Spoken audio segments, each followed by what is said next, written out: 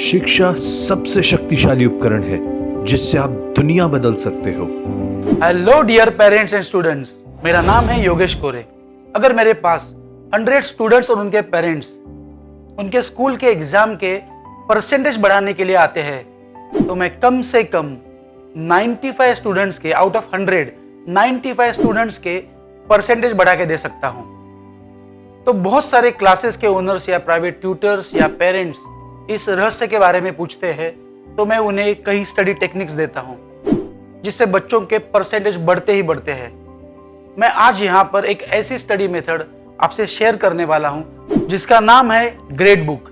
अब जानते हैं कि ग्रेड बुक क्या होती है। ग्रेड बुक एक नोटबुक होती है जिसमें आपको इस दिए हुए टेबल के अनुसार पढ़ाई करनी है। हमने सभी सब्जेक्ट को 4 ग्रुप में डिवाइड किया है। एक है मैथ्स, सेकेंड है साइंस, थर्ड है सोशल साइंस और फोर्थ है लैंग्वेजेस। अगर ग्रेड बुक इस कंसेप्ट का आप सही इस्तेमाल करते हो तो आपके बच्चों के पिछले साल से 8 to 10% बहुत ही आसानी से बढ़ सकते हैं। यहाँ पे पेरेंट्स का रोल बहुत ही इंपॉर्टेंट है।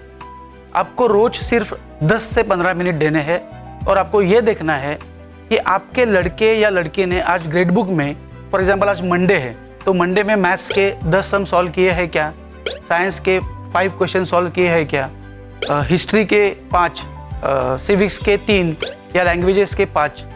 फिर ट्यूसडे में उन्हें यह देखना है कि ट्यूसडे में समझो वहाँ पे अलजेब्रा ज्योमेट्री अलग अलग है तो मंडे को अलजेब्रा किया है तो ज्योमेट्री ट्यूसडे को करना है।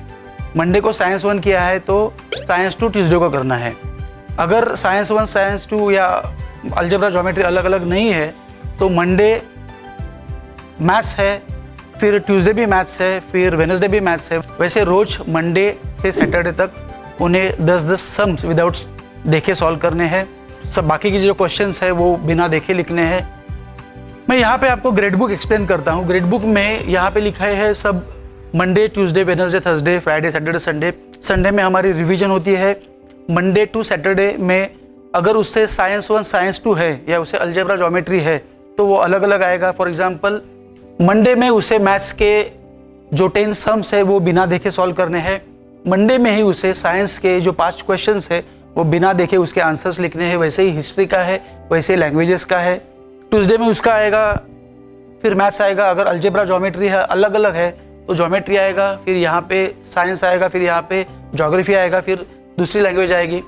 मंडे को अगर इंग्लिश ली है तो ट्यूसडे को मराठी हो सकती है या संस्कृत हो सकता है। वैसे ही उसे रोज इतने सब जो क्वेश्चंस है उसके आंसर्स बिना देखे ग्रेड बुक में लिखने हैं। और यहाँ पे पेरेंट्स का रोल बहुत ही इंपॉर्टेंट है क्योंकि एज अ पेरेंट आप उससे रोज 10 या 15 मिनट देते हो तो भी बहुत काफ़ी है, क्योंकि आपको ये देखना है कि ग्रेड बुक में उसने जो सम सॉल्व किए हैं वो बिना देखे उसमें लिखे गए हैं, क्वेश्चंस के आंसर बिना देखे लिखे हैं। अगर आप कोई भी क्वेश्चन पूछते हो और उसका आंसर बराबर है तो आप आगे के क्वेश्चन पर जाओ। अगर आंसर बराबर नहीं है तो आप उसे बाय हार्ट करने के लिए फिर बोलो, अंडरस्टैंड करके लो और फिर आगे के क्वेश्चन के लिए जाओ। अगर ये ऐसा आप रोज रिवीजन उससे करवा लेते हो, फिर संडे में उसकी जो रिवीजन होती है वो इस प्रकार होती है। मंडे टू सैटरडे में उसने जितना भी ग्रेड बुक में लिखा है वो सब आप उससे रैंडमली पूछ सकते हो। अगर आपने मंडे में या ट्यूसडे में कौन से भी दिन में रैंडमली क्वेश्चन पूछे तो अच्छा ही है, लेकिन आपने सब क्वेश्चन पूछे तो आप बहुत ही अच्छे पेरेंट्स हो। मुझे यहाँ पे और एक बात बोलनी है कि उसने अगर साइंस में 5 क्वेश्चंस के आंसर लिखे हैं तो वो 5 क्वेश्चंस समझो फिल इन द ब्लैंक्स 5 है तो वो 5 नहीं है। 5 फिल इन द ब्लैंक्स मतलब 1 क्वेश्चन, 5 ट्रू और फॉल्स मतलब 1 क्वेश्चन, मैच द कॉलम्स 5 या 10 है तो 1 क्वेश्चन, या 5 बड़े बड़े क्वेश्चन है तो वो अलग अलग क्वेश्चन करके हम पकड़ सकते हैं। लेकिन छोटे छोटे क्वेश्चंस ग्रेड बुक में लिखेंगे और 5 फिल इन द ब्लैंक्स लिखा तो ऐसा नहीं हो सकता है। तो आपको बड़े बड़े क्वेश्चंस लिखने हैं और इस तरह से अगर आपने ग्रेड बुक बनाया है तो आपके बच्चे के परसेंटेज डेफिनेटली बढ़ने वाले हैं।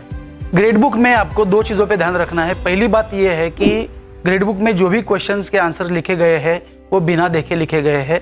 ग्रेड बुक में जो भी मैथ्स के सम सॉल्व किए हैं वो भी बिना देखे सॉल्व किए हैं। एंड सेकेंड, कभी कभी आपके बच्चे आपको आके बोलेंगे कि आज होमवर्क बहुत दिया है, तो ऐसा भी हो सकता है कि ग्रेड बुक आप नीचे रखो, उसके ऊपर कार्बन पेपर रखो, उसके ऊपर सेल्फ स्टडी या होमवर्क का जो भी है बुक रखो, वो लिखेगा उस पर, फिर वो ग्रेड बुक में भी आएगा। लेकिन अगर आपके पास टाइम नहीं है और आज मंडे ग्रेड बुक के हिसाब से अगर बराबर स्टडी नहीं हो रहा है, तो आप होमवर्क के बुक में लिख सकते हो, जो कार्बन पेपर के थ्रू आपके ग्रेड बुक में भी आएगा, लेकिन जो होमवर्क के बुक में आएगा वो भी बिना देखे लिखा हुआ बहुत ज़रूरी है।